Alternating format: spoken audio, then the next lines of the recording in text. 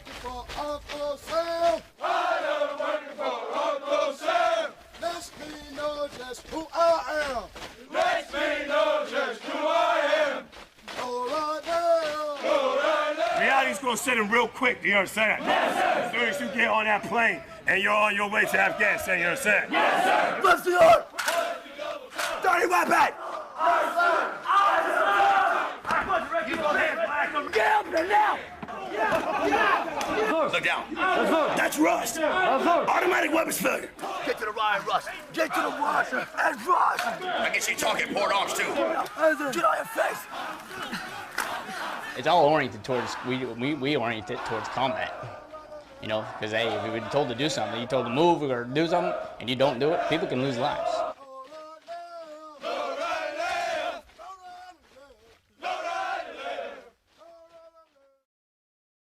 I think that the end product, the end state, making a Marine, that's the most rewarding feeling that I think any drill instructor can say that they've experienced, someone that can say that they've actually felt what it felt like, felt the goosebumps when they watched their recruits walk across the parade deck. I'm doing something to better these recruits. I'm doing something to change their lives in a positive way. Hey, face that way. Aye, sir. Now get in a single file line. Aye, sir. Face that way! Aye, sir. Get in a single file line. Aye, sir. Take your covers off. Aye, sir. They want. Aye, sir. Back up.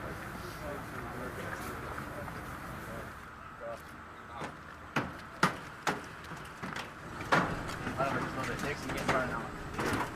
Like, stop. Like halfway in front of him. Make sure everybody has their core holes off, please. All right, I'm gonna take 3 pictures. 1, 2, 3. Take off. Get off the wall. Now you're on budget control. 1, 2, 3. Child's away. 1, 2, 3.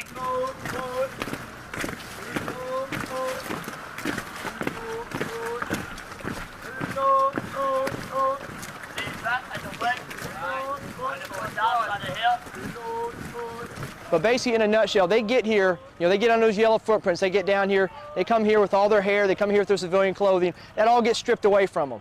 We break them down to that basic, take away the individualism, take away the I's, they can no longer say I, and we break them down, we start building that team concept. First phase, they are still learning.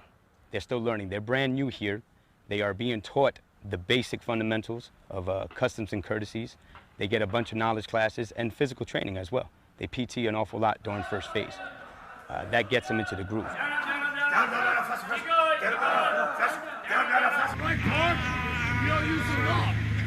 Get over the bar. Get over the bar. Running place. All the way down. Your arms have the line off, just like that. I have, I think it's 3 or 4 that are still 17 years old. They had to get their waiver to come in and whatnot, and they're young, and you can tell they're young.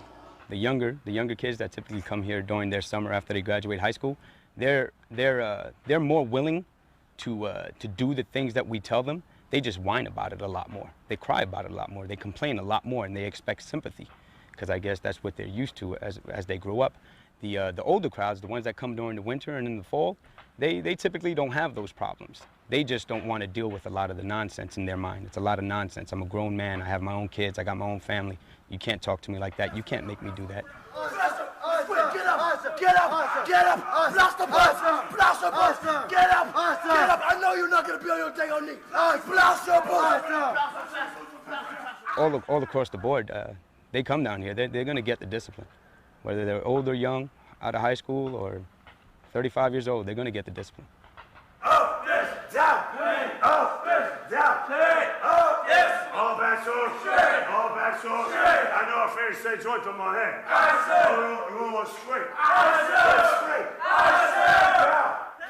Look for the glow strip right now. Faster. Faster. Straight.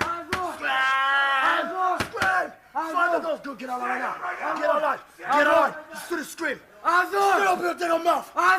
That first training day, they had no idea what to do, what was expected of them. Doing everything has an order to it. It's not just like, okay, get dressed.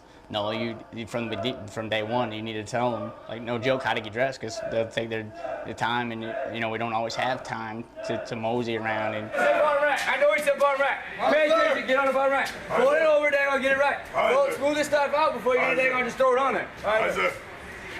But they wanted to be here. They were hungry. They wanted that knowledge. They wanted to experience boot camp. A couple of days later, an awful lot of them are down in the dumps, for lack of a better terms. They don't want to be here. They don't understand what's going on. The adjustment has not set in. Fix it right now. Fix it right now. Fix it right now.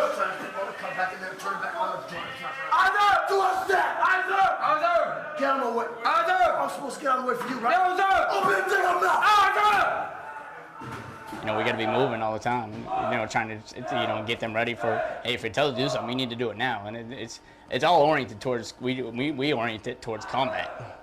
You know, because hey, if you're told to do something, you told to move or do something, and you don't do it, people can lose lives. So we try to relate as much as we can to that, and we orient it and explain it to them, and they start to understand. Okay, hey, when you tell me to do this, it's for a reason. It's, you know, instant will and obedience. So everything we do has a purpose.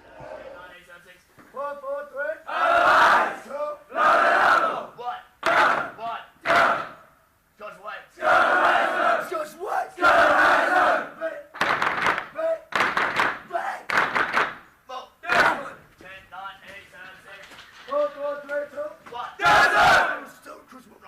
Second full outside. 4th to 9th to 8th to 7th to 9th to 8th to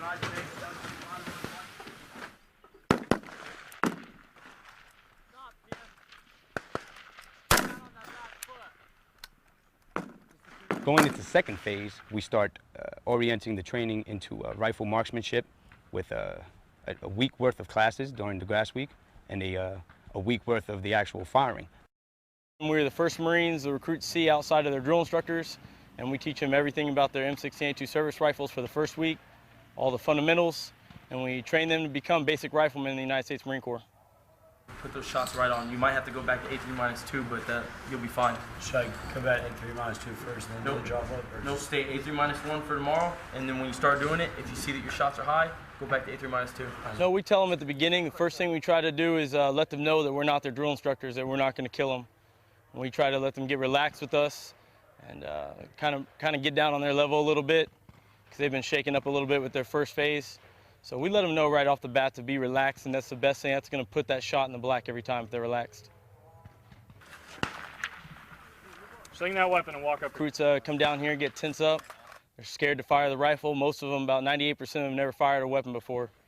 So we try to get them to relax when they come down and see their PMIs for the first time. It's going to get worse. Here's the target right here. You want the target in the center of the wobble. Good to go? So you kind of just have to guess since it's wobbling. You have to trust it. It's not guessing it. You're trusting it. Okay? Bring it up. Put it on fire. Don't press the trigger. All right, you're fine. You can have your finger rest on it.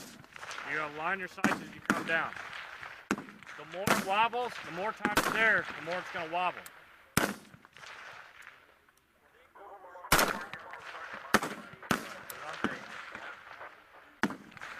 Put it on safe. All right, sit down. So during second phase, they actually, they're doing in their minds more Marine type things. It's not the knowledge, it's not the drilling. Wow, we're actually down here pulling triggers, seeing rounds go down range, and you know, it's becoming more of a reality to them what they're doing and why they're here.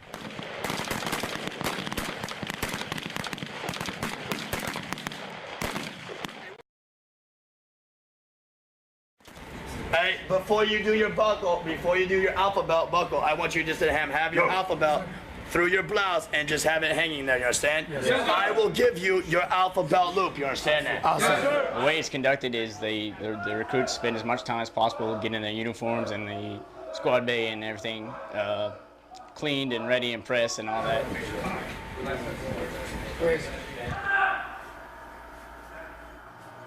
On game days, all the drill instructors, the third hats, whatever, get together. They go around there with what's called the detail inspectors. They go through and they do all the fine nitpicking questions and whatnot. Virginia, sir. Yes, sir. Yes, sir. Virginia, sir. Open contract, sir. Yes, sir. What's your rifle serial number? 1028 1216, sir. Yes, sir. guess we didn't clean our weapon, did we? Awesome. We didn't take the parts out to make sure our weapon was clean, right? No, sir. Disgusting thing. Awesome. Just crap away from me. Awesome. See, sir. Really? Really? I'm still not holding on to the weapon, right? No, sir. Let go! Awesome. Okay, I know you grabbed the smallest sock. Sir. I sir. Five, sir. I sir. Weapon serial number. Sir, this group's weapon serial number 1027. That was an interesting interpretation of inspection. Recruits are nervous. They, they get excited. They forget movements that they know very well. So you put somebody in front of them that they don't know, and they basically have a brain dump and they forget all they've been learning for the past almost 60 days. Yeah, I know you got high beat scissors, right? Yes, sir. You will take your overall, the company was impressed with the overall performance of the entire company, not just Platoon 2093. 5, 2, 3, 7, 6, 1, 2, 7.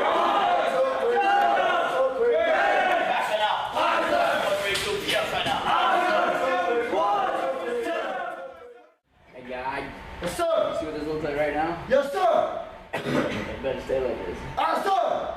So one day on, you give it back to me on training day 7. Aye, sir. You get that? Yes, sir. Give me the stick. Aye, sir. Now the real training begins. Sunday 8 going into training day 48, they actually did become third phase, so they actually they get a red rag now, a red guide on, and that signifies, tells everybody on the base that they are third phase because it's red. So the guide now carries around a red flag. So you see that transition from first and second where he's still really that civilian. Third phase, I mean, he's always getting to that mentoring phase where, yeah, it's starting to come out. You're starting to see that Marine starting to come out of him. This week, basically, in a nutshell, is the recruits' first indoctrination into any kind of field environment, sleeping out in the field, eating MREs on a regular basis, and just not having those comforts that a squad bay or back home provide. When we start off, the heavies will be up here, spread out throughout the course. Okay, whoever's gonna take the wall, whoever's gonna be like beyond the culverts, spread out throughout the course. We'll once the kids get past here, we'll get up and we'll move down there to where they rush again, past the second half of the course. Just Your weapons. You and I had the weapons slung while you go through the your Kevlar and your face better be inside the daggone dirt as you freaking low crawl. Do you understand? Let me catch one of you lifting up your freaking head. We're gonna have freaking problems. You understand? Now open your mouth. The objective of basic warrior training is to evaluate each recruit successfully in the basic understandings of the fundamentals of maneuver under fire, combat formations, hand and arm signals, day movement, the day movement course, and the night movement course. The day movement course is an obstacle, it's an exercise that we use to help recruits understand what it might be like in a combat situation. There's a lot of different obstacles going on, not just physically, but mentally as well. Faster, crawl faster. Faster. Faster. Faster, PB. The training is very realistic. I know today we're fighting an urban war, so it's not so much that we're in the tree line and we're on the ground as we were in Vietnam. But the training is still realistic because the environment will still be the same. The fog of war, that cloud, that dust, the smoke, debris of the battlefield, all that is realistic. All that is happening right now in Afghanistan and Iraq. It's combat mindset. Drag him off the court. Grab him by the ear, bitch. You just died. You're dead. You just got shot. You're done. No, get down. Get down. Now drag him off the course. Drag him. Your buddy just got shot in combat. Now get him off the freaking way. The training is very strenuous. It's physically strenuous. It's mentally strenuous, and emotionally too. Get to the left. Get to the left. With all the haze that the drill instructors try to create and make it as realistic as possible, by us putting a lot of stress on the recruits, I think for them it's exhausting. He's bleeding. Take him to the toilet. Get him out of the kitchen. Get him out. Get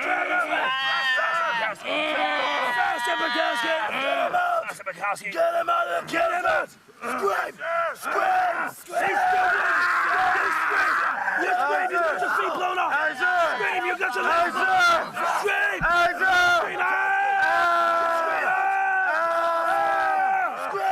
The drill instructors create an environment for them to feel a sense of urgency, to feel pressure, to feel stressed. And I think that's what makes the training even that much better.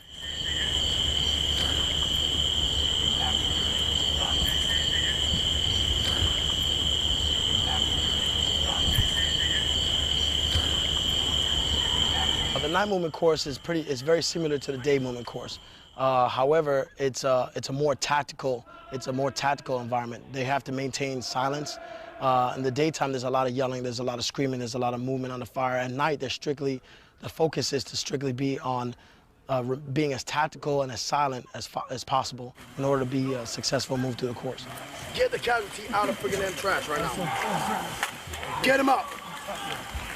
Get the casualty out of kill zone. Get me out of here! Help! Help! Get me out of here! Help!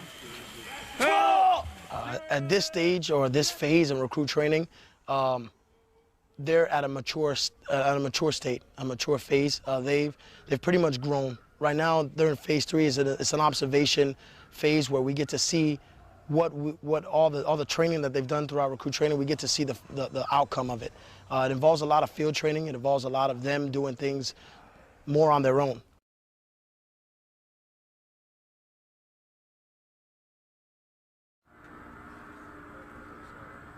My impression of them is that they've definitely come a long way. They are a younger group. They're a little bit more immature than the groups that we get in the winter, but I mean, that will come with time. You can tell the difference between when they got here and now, and how they respond and how they act and whatnot. They have a better understanding of how the Marine Corps works now. As drill instructors, we've seen them grow. We've seen them work well together. They're starting to work in fire teams. They understand what a fire team is. They understand that they need to know the recruit to the left and the right of them, as Marines do to the left and the right. They get the concept of working together in buddy pairs. They get that teamwork concept, and it ties into them accomplishing the mission. Hey, where's my 5 road guard? From last time. Keep it tight. I said run, guys. The training objective of BWT is just to get them a starter into, in the low crawls and the movement under fire and whatnot. The primary objective of the Crucible is, okay, now you're going to do all these missions, but now you have lack of food and lack of sleep. It's a 54-hour mission, and they get a total of, between the 2 nights, only 4 hours of sleep.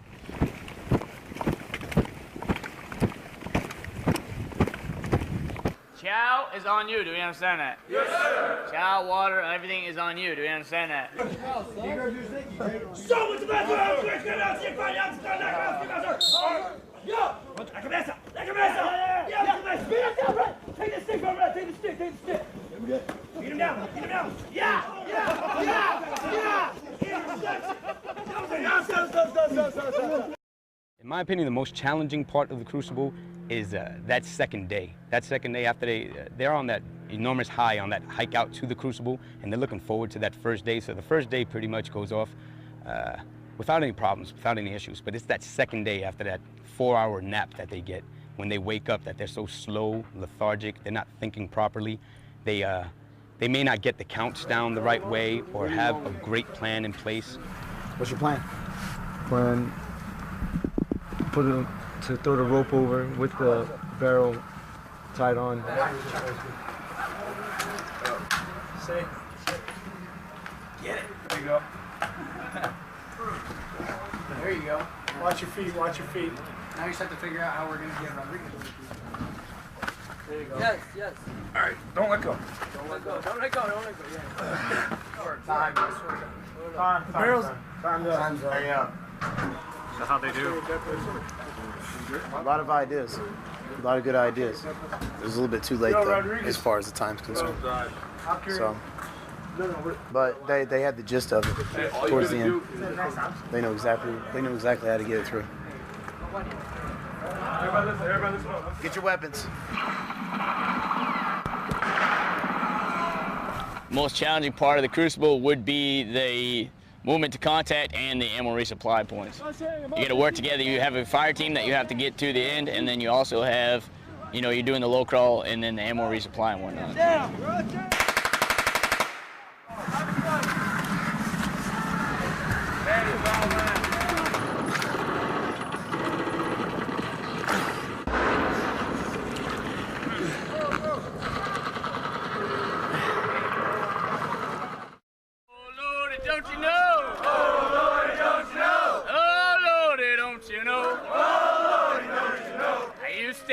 Mickey D's. But now I'm eating meeting them Marines. Now I'm meeting them Marines. One of the most challenging parts of the Crucible is definitely the hike back for the recruits. These recruits, depending on what groups they are put into, certain days are a little bit more rigorous than others. Depending on what they do the first day or the second day, either way it goes. On that last day that they leave there, they went through everything. They ran the gauntlet as far as physically, mentally. Everything is going to be there. They've been pushed to their limits, and now they're going to put all their gear on. You know, they have to hike back the distance back to the Iwo Jima monument. Through my mind, during the Eagle of an Acre ceremony, I feel a sense of pride, a very strong sense of pride that I am handing possibly the next Commandant of the Marine Corps, possibly the next Sergeant Major of the Marine Corps, their Eagle, Globe, and Anchor. That I am going to be forever ingrained in someone's history, in someone's mind, that I've given myself 100% at all times, and I've made a Marine.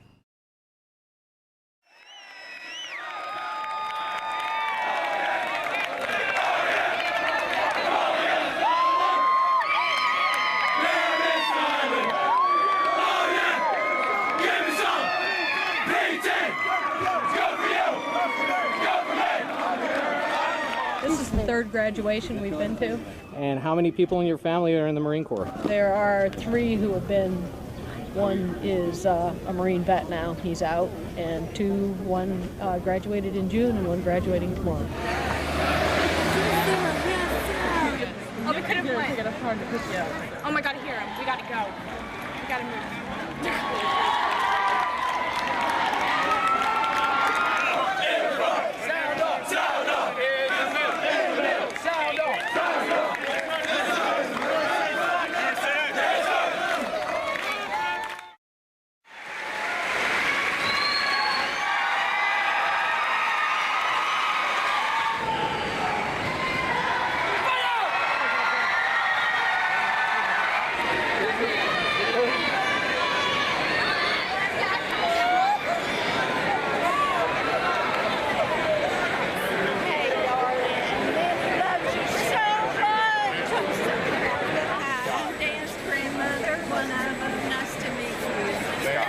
Captain's father. Nice to meet you. You've done a great job. Best memories, honestly, is family day and graduation day, honestly, because you get, you know, the families that come up, they see their son or daughter for the 4th Battalion, they come up, they see him. A lot of the males, I have males that weren't fat when they got here, but still lost 20, 25 pounds. They're cut, they're you know, more physique in the way they act and whatnot. And you'll get the parents, they kind of, not in a bad way, but they're like, what'd you do to my son? You know, and then they come up and thank you. That's the biggest impact. When you get the families, you know, thank you for what you've done. That's the biggest impact that I remember here. As far as a Marine down here, I've learned that as far as putting out day to day, it's to give 100%, no matter what, no matter how big or how small. Your recruits, your Marines are gonna feed off of you. If you come out and you give 110% and you don't accept anything else, and you show them that attention to detail, that you're gonna strive to do the best, to make things better than what they were before, to make a difference, that's the biggest thing that I've noticed. I think for me, personally, I think there was always something when I was growing up, and personally in my life, I think there was always something, I've always wanted to do great things. I always wanted to make a difference somehow, some way. I always wanted to, you know, it might sound corny or whatever, but do something to change the world, you know? Do something to make a difference in society. For myself, I think that one of the things that kind of helped me out as far as being a stronger man, a stronger individual for being down here, was I lost one of my parents at a very young age.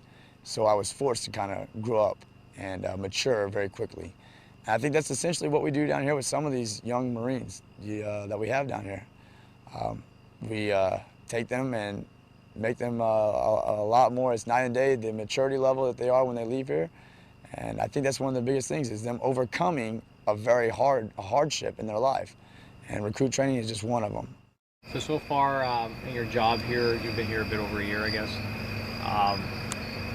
Is it worth it? Yes, it's worth it. it's worth the sacrifice. It's definitely worth the sacrifice. Definitely. Why? Just the overall sense of accomplishment, I guess. Just to go from something I really never wanted to do, honestly. At the beginning, I never really wanted to be a drill instructor. And then when you first get here, you're like, wow, did I make the right decision? To, you know, becoming the senior drill instructor and seeing, you know, the overall product from the beginning, not just having to worry about, okay, his fingers aren't curled and, you know, he's not responding the right way. I mean, I still worry about it, but not to the extent that my, you know, my heavy and my third head worry about it. And just seeing overall how, just kind of watching, supervising, seeing how they are in the beginning and how the end, how they transition, and how we really make Marines.